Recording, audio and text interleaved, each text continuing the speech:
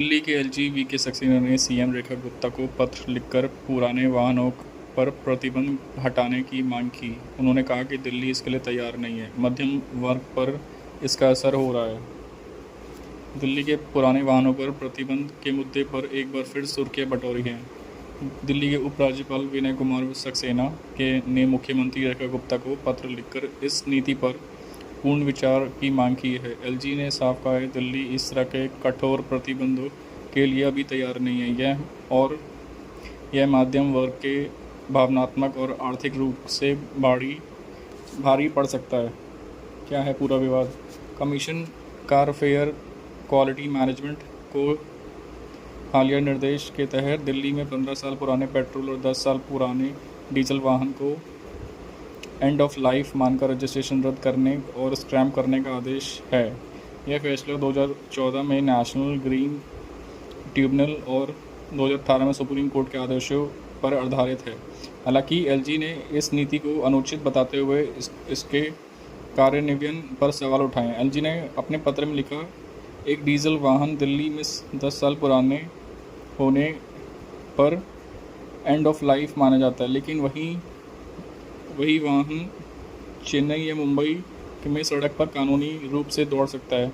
यह metre vehicle act 1988 के सिद्धांतों के खिलाफ है, जो पूरे देश में एक समान नियम लागू करता है।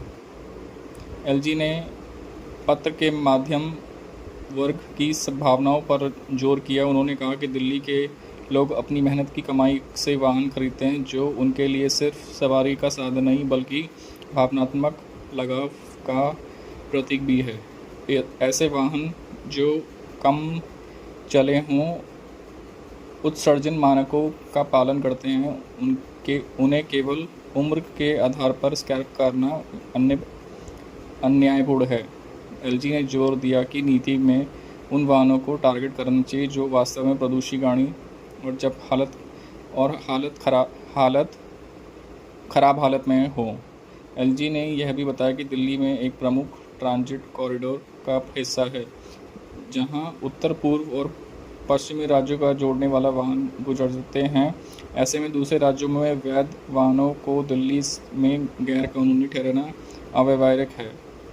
उन्होंने कहा कि यह नीति न केवल दिल्ली वासियों बल्कि ट्रांजिट यात्रियों के लिए भी परेशानी का सबक बन सकती है।